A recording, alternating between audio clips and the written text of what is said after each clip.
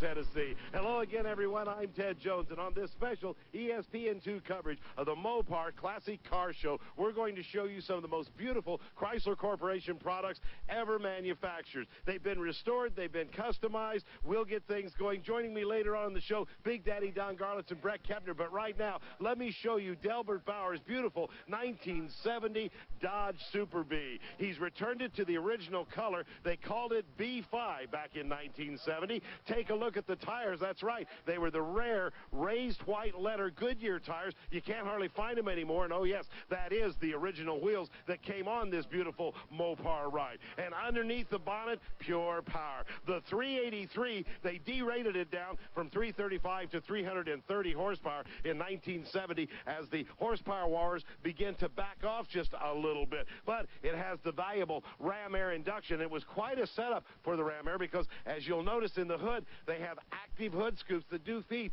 cold air down into that Holley carburetor, which helps produce more raw horsepower. Now, Delbert tells us this is a matching numbers car. That is, all of the numbers on the car match up. It's the original engine, transmission, and rear end that came in this car. The interior, beautiful white interior, all original, and he's done a great job with little detail items under the hood and underneath the car. A great restoration for Delbert Bauer. You like that restoration? Well, Big Daddy Don Garlitz has found another one. This is Bob Salson's 1971 Plymouth Barracuda. In a Plymouth, it's tor red, like, torrid, and if it was a Dodge, it'd be hemi-orange. They had great paint in these days. Now, this is supposed to be a totally original car, but how do you know? There are a lot of little things that could have been changed in those 20-some-odd years. But there's one man who can actually tell you, is this really an original car and what does it need? And this man is Galen Govier. Galen, tell us, what are we looking for on these cars for originality? Well, when it comes to original paint, you got to look for tape markings along the moldings and stuff like that to see if the car has original paint or not. And if it is, you can see a little paint residue next to the moldings or around the door handle. If you want to check originality, like in the glass, there's date codes in the glass.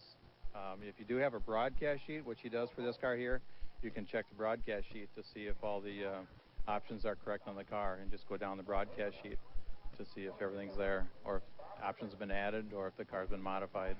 Let's go have a look at the engine and see what that looks like. Okay. In the engine compartment, underneath the hood near the battery, there's a fender tag, and it's got all the options on the car, or the majority of the options, including the full serial number for 1969 and newer cars. On this one right here, you can decode the fender tag starting with the bottom row and go on up from there. What do you see under the hood of this car, Galen, that might be right or wrong for that matter? Well, as far as the wrong things, it's the maintenance items like the PCV valve, the battery, and some of the hoses, although he does have the Mopar replacement hoses on here. When it comes to originality, you look for paint markings, like I see some orange paint markings on the alternator. The negative battery cable does not have any engine paint on it, which is correct for a small block, but not true for the big block. Looks like he's got the original radiator cap on the car. The antifreeze decal here is definitely the original one. Master cylinder and power brake booster are correct. The wiper motor is correct. And the voltage regulator is correct, and they are dated. Most of the things underneath the hood are dated. So this looks like a pretty original car, about as original as you're going to find one that's been used any at all, right? Yes, this is a very original car. All right, there you have it. And let me tell you, if you're in a car show and you're talking about original, these are very important points that have to be looked at. And there are so many people out there trying to sell cars that are original. So you've got to beware, and you've got to know what you're talking about. So it's a good idea to have the information before you make a purchase. I agree, Big Daddy. Thank you much. This program is being brought to you by Mopar, Chrysler Corporation. In the history of cardom. Here's Brett Kepner. Here's one that stumped me and quite a few other people. How many ever heard of a luxury liner? Well, this Dodge is one of the last of the production run before World War II stopped the creation of all Mopars, and the fluid drive emblem is what makes it unique. The fluid drive was actually a hydraulic clutch and manual shift setup that preceded the first Chrysler automatic transmission. And once you get past the very unique suicide doors of this thing, you'll see what has to be one of the largest brake handles in history. Now, that had to be used whenever this car was in park, but keep in mind that unlike other sticks, it could run at an idle with the car in drive. With the fluid drive in this thing, it was one of the smoothest riding Chryslers, and for that matter, still is. This is one of the very rarest of the manual shift Mopars, because let's face it, right after the war, the world went automatic. The unmistakable front end of a Plymouth Superbird. This one belongs to Matt Mars, and it's that exotic paint, blue fire. Got a beautiful six-pack 440 in this one. Lots of power. They also came with the Hemi and dual quads. Notice the scoops on the fender. That was a cooling deal for the front wheels. We move back on this car. We have a look at the build sheet, the invoice on the windshield. You could have bought this car brand new in 1970 for $4,878. My word, what an investment that would have been. But this is the car. These cars were not built for drag racing. They were built for NASCAR. Richard Petty was unbeatable in these cars. First, they outlawed the Hemi, then they outlawed the entire car. And this wing that we see back here, this was the key to the whole success. The front end of this car cut into the wind, and this wing, this is adjustable. You loosen this bolt right here, and this wing can be more or less down pressure. If you'd have taken the wing off of this car when Petty was going around the Daytona 500, the car would have crashed because the down pressure was so great that was being created. It's up here in the free air, see? The way the rear window is designed, the air comes over the roof of the car and down underneath the wing. So all the turbulent air is directed down where the wing stays up in nice, free, clean air. And boy, did they get some down pressure out of that. So what did they do? NASCAR just outlawed them. Just wanted to make it even. One of the most popular trucks ever created by Chrysler was the Little Red Express. Classic Car Show Series. Ted Jones here with you, Big Daddy Don Garlitz, and once again, Brett Kepner. To the true show quality street machinery, detail is a big part of it. But let's face it, the whole bottom line is the big picture. Every single car is trying to present an image. But let's face it, the more difficult the concept, the more difficult it is to affect that concept on the car. One of the most unique combinations of color and detail we've ever seen is an Eric Bates early model Barracuda that indeed puts together a rather unusual concept. Something tells me that this probably ended up being a lot more work than you first thought. Yeah, a whole lot more work. About 5 years worth of work. Did this start out as an original design scheme in your head, or did this happen as you went? Pretty much happened as we went. Got some pictures out of magazines and added and went from there and changed a few and come up with it by ourselves. Obviously, detail was a big part of this thing. Oh yeah, a lot of detail and aggravation and time and a lot of time. And when it came down to the interior, that probably ended up being the thing that didn't come together as quickly as you would have hoped, I would imagine. No, that was about 3 or 4 people's different, opinions and ideas, and went from there, and it came out pretty good. Who actually did the interior? A guy named Charlie Ferguson out of Jonesboro, Tennessee. Because it really does set off the whole package beautifully. Oh, okay, thank you. It does real good. What was the most difficult aspect of the construction just for you?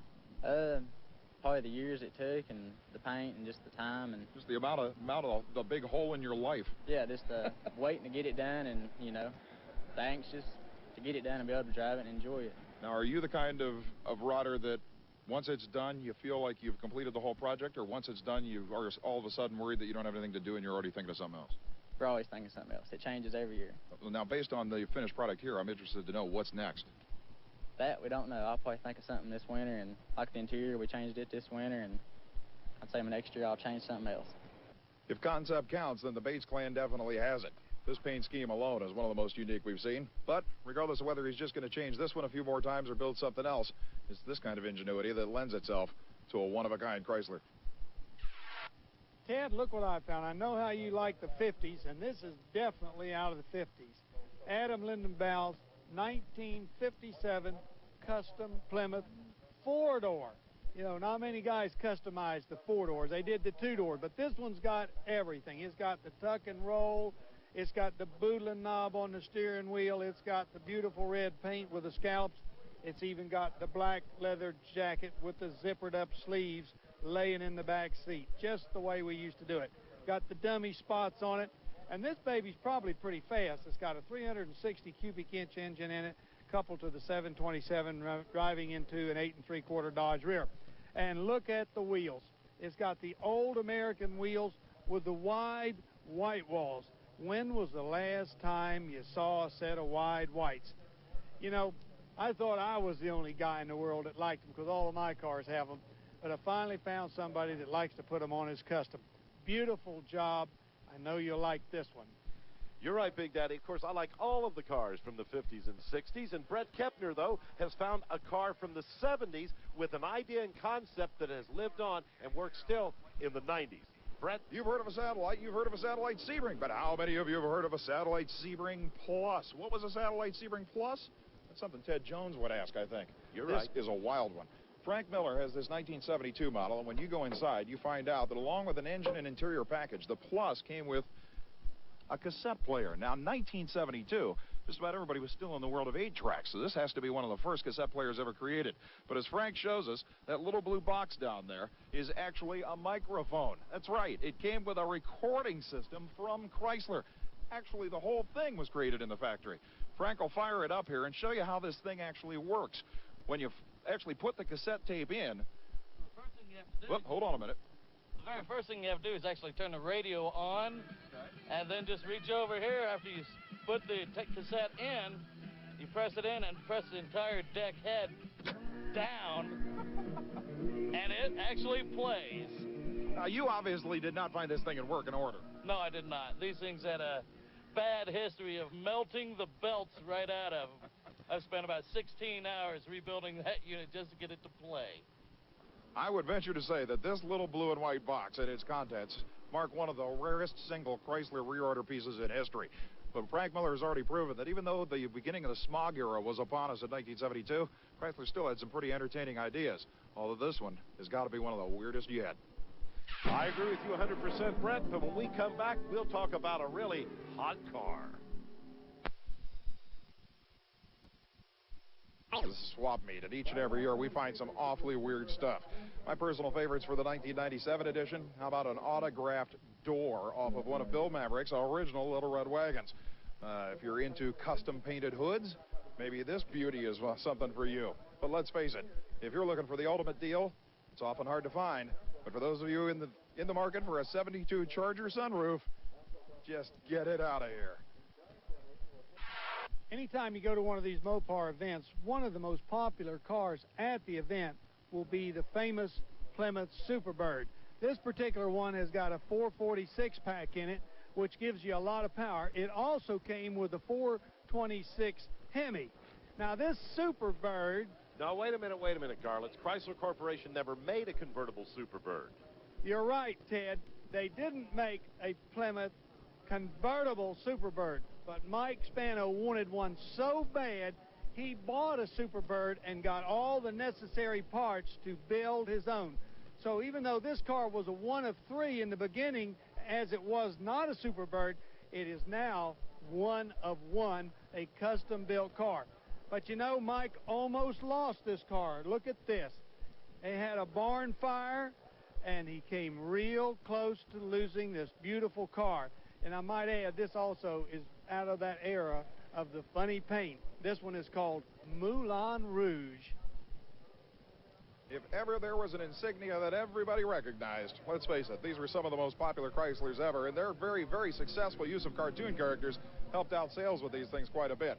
But even though the classic Mopars, the Super Bs, or the Roadrunners were very successful drag racing machines in the lower super stock and stock classes, these cars were designed primarily with NASCAR homologation in mind. As an example, Carolyn Berkowitz's 383-69 Super B Coronet starts at the back with a little bit of a lip spoiler that NASCAR designed to add a little downforce to this car.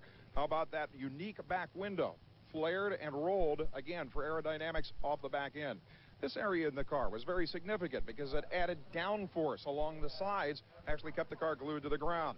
Even though Carolyn's brake ducts are dummies, these things were important to put on street production models because they had to be, like I said, homologated with 500 units for legality in NASCAR racing, where, of course, they were made functional. Now, when you get up to the front, you find out where the real aerodynamics came into play, the Ram air system, which even though you probably know what it looks like on the outside. You may not have seen how complex the sealing system was to make sure that the ram air fed cold air directly to the carburetor or carburetors. Now, obviously, it came in from these side vents here, but to keep it sealed and send it evenly into an area that was sealed with a rubber flange down to the top of the air cleaner is what kept engine heat out and the cool air coming in. Like I said, all this was designed for one thing, performance. Whether or not that performance was directly related to street machinery still remains debatable. One thing's for sure, it kicked butt on the ovals. I have found an exceptionally nice 1968 Charger, Hemi Charger. This one belongs to Warren Lester. And what's interesting about this car is most of the Hemis, you know, were special order, but this car was not. This car was ordered by a Dodge dealership and just set on the lot and sold to someone who wanted one. That is very unusual in 1968. Almost every car had to be bought, a deposit put down, you tell them what you want on it, and that's what you get. So this car, you know, a dealer kind of took a chance when he ordered one with an automatic or a 4-speed. This one happened to have a 4-speed. Because, you know, the customer buying this type of a vehicle was very specialized, and they had all these different little wants of the paint had to be a certain color, the trim had to be a certain color. So you bought a Hemi car and set it out on a lot, you know, it might sit there for a long time. You know, it isn't like today everybody's looking for them. You could buy them all you wanted in 1968. But the thing about this car that really got my attention is the fact that Warren races this car. See this helmet up here? And I see the time slip right in the windshield. He goes down the drag strip with this Hemi car. This is not a plastic bag model. But now, isn't that what Chrysler built them for? Yes, I agree it is, Big Daddy. And when we come back, we'll see one of my favorite Mopar Dodge Chargers I have ever seen. And I guess the reason I like it so much is the beautiful metallic red paint that's on it. This paint wasn't offered by the factory, but this one belongs to Thomas Whitty, and he certainly did pick a nice color. What I like about this car is it's a 3-phase car. It's a race car, it's a show car, and it's also daily transportation. But Thomas didn't always own this car. It used to be his mother's. This car here belonged to my mother in 1973. Came in on the guy that owned it handed the title to my father after it came in on the tow truck. He didn't want it anymore. No, it had sheared steering box bolt, and the other two came loose. So he just turned over the title. He drove it up from Florida into Secaucus, New Jersey. Scared him. Scared him. Couldn't steer no more. Then what happened to it? Well, my father, I had just got out of the service then, and I took a look at it. It had a sheared bolt in the steering box, and the other two were loose. So replaced the one bolt, tightened it up, and my father turned it over to my mother as a daily driver. She drove it for the next year or two, year and a half, and then sold it to my youngest brother, which drove it as a daily driver for like 2 weeks until he spun a bearing, ran it low on oil. And from there, he decided to restore it, took it apart, and it sat until 1995 when I took possession of it. I took it for the storage money he owed on it. How much was that? It was $1,500. At that time, it was just a shell. There was only one piece of glass in it and the drivetrain. The rest of the parts were in self-storage and were auctioned off. I've always liked these Chargers because they had such a beautiful shape. They were very aerodynamic. And this one has a 383 engine in it, and that's always been kind of special to me. I've raced 383s. I've used them in my trucks. They're strong, powerful. They're a real workhorse. But isn't fate strange? The story that Thomas told about this car, how it was his mother's and then was disassembled for all those years, could have ended up in the scrap pile real easy. But the right guy got it, and now we have the right car. You know, from the late 1960s on, Chrysler's never been afraid to paint its race cars. I mean, let's face it, anytime they want to project a performance image, Chrysler's always relied on some extreme colors to do it. Tom Arling's 1973 Roadrunner is a classic example of the graphics packages that in the early 1970s sometimes made up for the lack of actual horsepower that the cars were forced to carry courtesy of EPA smog regulations.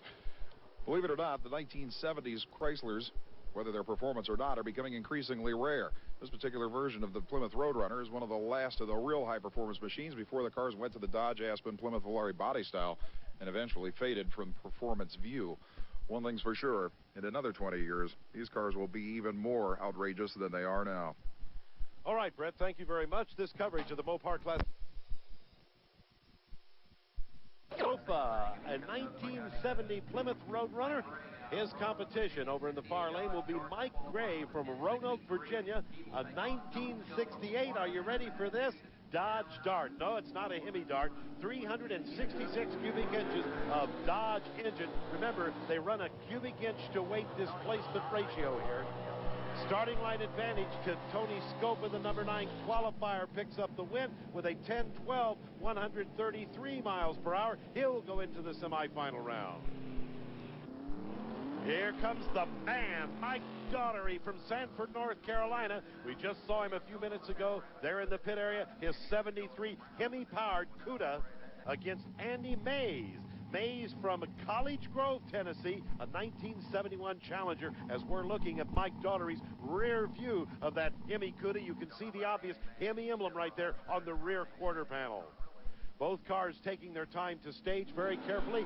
Whole shot means everything in this business. Andy Mays with a nice 529. Strapped a gate job on Mike Daugherty. Daugherty, though, powers around him. 921, 148 miles per hour. Now remember, Brian Hicks just ran a 901. He'll be the guy to beat with low ET thus far. And when we come back, it'll be Mike Daugherty against Tony Scopa. Brian Hicks will meet International Dragway. When you lose, you have to load it up on the trailer, head for home in round 1. We're ready for round number 2, the winners advance in the Hemi Challenge. This is Dave Turner from Fresno, Ohio. His competition will be the Match Race Madness Hemi Blues of Dave Curl from Walled Lake, Michigan. Curl driving a beautiful 1965 Nostalgia Dodge Coronet, powered, of course, with a 426 Hemi. That's the only thing you have to run in the Hemi Challenge. You gotta have a Hemi, the greatest internal combustion engine ever invented. And it was marketed by Chrysler Corporation. Mopar Parts has re-released that Hemi now. You can get one. Meanwhile, side by side, 2 Hemis having it out. Curl has the starting line advantage. What a finish! Give the win to Dave Curl. 10:37 on a 10:29 dial-in, 125 miles per hour. You want to see just how close this was? Watch Turner as he comes right up beside Curl. Curl won it by about 3 feet. Our next pair of competitors will be O.D. Powell from Burlington, North Carolina, 1968 Barracuda against Bob Wilshire from Monroe, Louisiana. He has a gorgeous 65 Belvedere. As we look at O.D. Powell's car, O.D. Powell, a former Superstock competitor with the International Hot Rod Association for many years, then owned the Superstock car formerly driven by Sonny Shipman. First off the line with the handicap advantage the electronic starting lights gave was Bob Wilshire. Can O.D. Powell catch him without breaking out?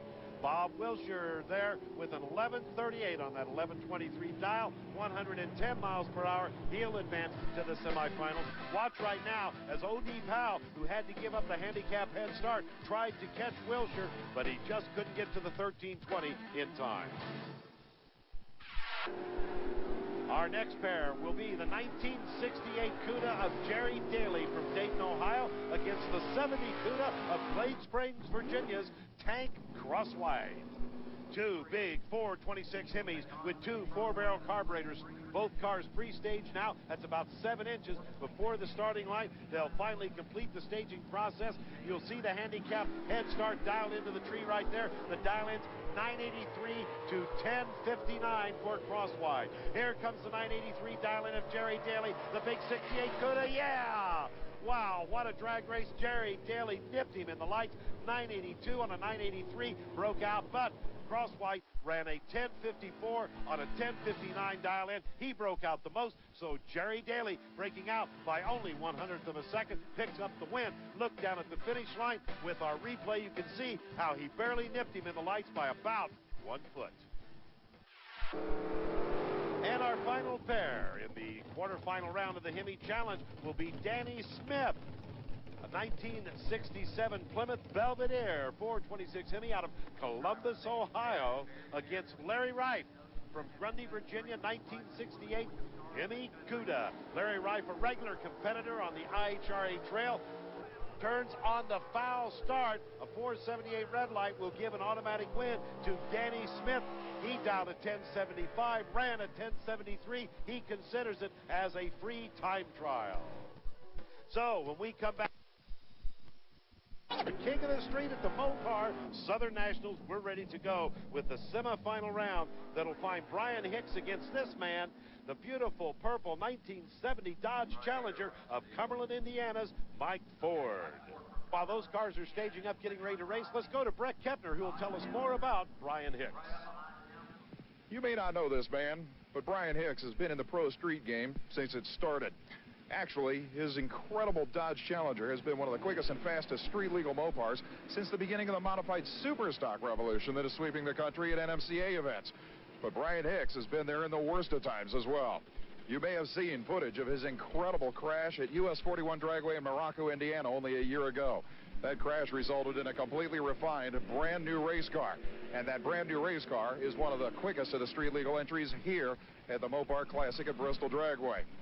Where is Hicks in the realm of things in street racing nowadays? Well, with the Mopars, he firmly believes he has an advantage and a half. I think so. We race pretty much every weekend throughout the summer, so I've got a lot of passes on this car. And if I can make this thing hook up out there, I'll go real fast. What's the main reason in your mind that Chryslers have not been more competitive in, say, NMCA Super Street and Modified Street and Limited Street? There's a lot more Chevys out there, and I think a lot more people messing with them. That's what makes the difference. Just the fact that you've got to come up with your own research and development on this thing? Pretty much that's it. I mean, we're getting better and better heads out there now, and these they got the pro stock heads that these guys are running on the Chevys, and we just don't have that, and it takes a lot of money to get it. And once we do get it, we'll be right there with them. Even on the interior, this machine looks stock. And as Brian Hicks pointed out, he's using stock parts. The cylinder heads on his big wedge Chrysler are indeed a lot closer to the production models than the GM and Ford campaigners in the Super Street and Pro Street ranks. One thing's for sure, if anybody's going to win the street car shootout, it just might be the man with the most experience. That's Mike Ford, because remember, starting line advantage is everything. Rollout is what it's all about. Brian Hicks, a 517 light. Mike Ford, a 663 light. Give the advantage to Hicks. The big 466 Hemi Dodge cranks off an 894, 154 miles per hour. Brian Hicks has got it into the eights right here in this Thunder Valley Dragway altitude. The burnouts begin for the other pair of our semifinalists, Tony Scopa, the 70 Slime Green Roadrunner, against Mike Daughtery. Meanwhile, Brett Kepner's down on top end with our winner. I guess you must have made the decision to lean on it if you had to in that round. What'd I run that round? 894 to 155. I like it. I hooked a little better that time. What'd you say, 155? 155 miles an hour. That's good. I'm happy with that. I think that'll take it. It's such a tricky starting line here because the track takes in so much radiation. Oh, it does. I think it's hooking a little bit better now than it was, and I think it might get better next round. We might see a little bit of wheels in the air next round. Let's see if you're the only 8-second car going into the final. Well, let's see what happens right here. We agree 100%, Mike. At this altitude here in Bristol, Tennessee, they're at about 2,000 feet altitude, and there's not as much oxygen in the air, and oxygen is what makes horsepower. Mike Daughtery would like to match that Hicks run. Can he do it? Mike Daughtery, no. He cranks out a 922, 147, about 3/10 off the pace. So going into that final run, Brian Hicks will have lane choice because he has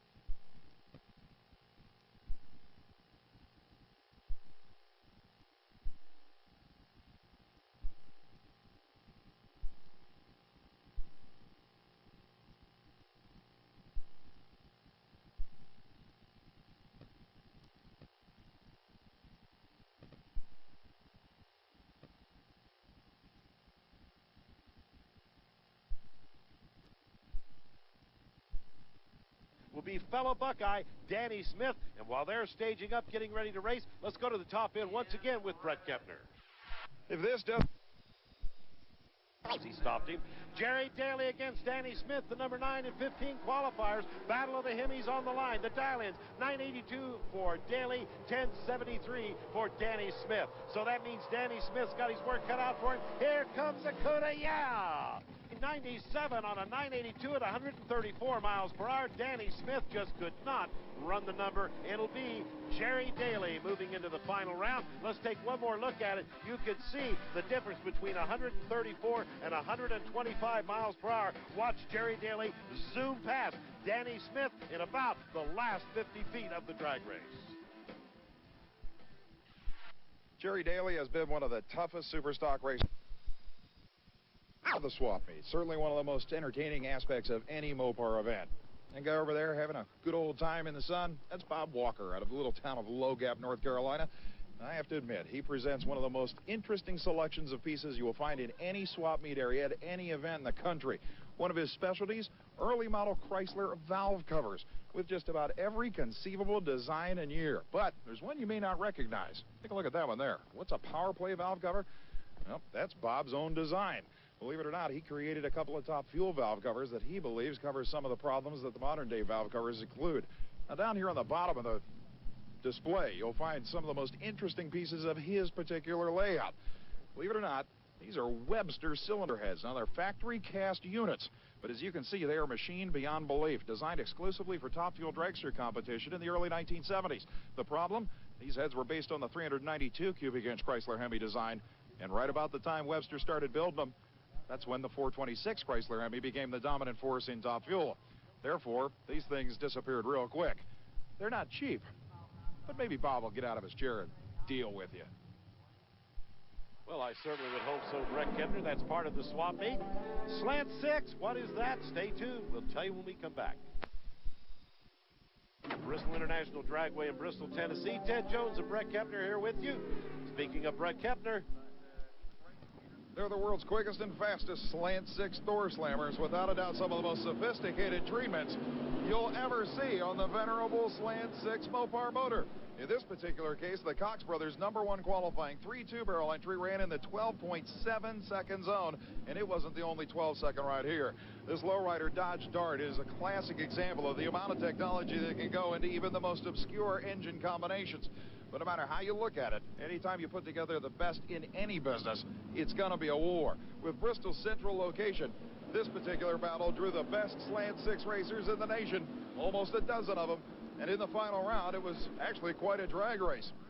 In the far lane, Gary Bruder in his 1964 Plymouth Valiant staged up against North Carolinian Ron Hamby in his 1966 Dodge. With both cars buzzing away, the handicap start went to the near lane. But the Tennessee driver was able to overcome any disadvantage off the line with a reaction time hole shot. That showed up down at the finish line when the little Plymouth Valiant whizzed by to take a win for the hometown Tennessee fans with a hole shot advantage, running farther away from his performance prediction than his opponent. Even if you look into the depths of drag racing history, very few competition runs have been made with a full-bore slant 6 Mopar. With these guys going at it, very shortly we'll probably see the first 11-second run from this most unlikely source. And from 6-cylinder Chrysler cars, we go to Hemi-powered Chrysler cars. From the bottom of the heat to the top of the heap, the Hemi Challenge Finals. On the line now, here comes Jerry Daly out of Dayton, Ohio, at 68 CUDA. His opponent will be Bob Wilshire from Monroe, Louisiana. The 65 immaculate. Look down the side of that car. Is this thing straight or what? The Plymouth Belvedere. Now, the most previous round, Wilshire ran an 1127 on a 23 dial. Daly ran a 997 on an 82 dial. Both of them running just a little off this time. Daly dialed a 983. Wilshire dialed an 1123. It's going to be close. Oh, it's Bob Wilshire from Monroe, Louisiana. Ran an 1126 on the 23 dial-in at 118 miles per hour. We'll look at it one more time just to see exactly how close it was. He beat him by about 3 feet. Here's Brett. Southern Nationals, and hey, I got news for you, bud. This is an IHRA sanctioned track. Doesn't matter if it's an NHRA car. Here comes our King of the Street Finals. Brian Hicks against Mike Daugherty. This should be a real showdown. Brian Hicks, who's been running very well, has been in the 8th. Mike Daugherty says he's only been using one stage of nitrous oxide. If he uses the second stage, he can go into the 8s like he did at Englishtown, New Jersey. As they roll into the pre-stage and finally into the stage beams. Remember, starting line reactions are everything. Heads up, no breakout. King of the street legal cars on drag slicks. Here they come now. Give the starting line advantage to Mike Daugherty of 497. Brian Hicks is there first, though. 901, 154 miles per hour. Daugherty lost with a 937.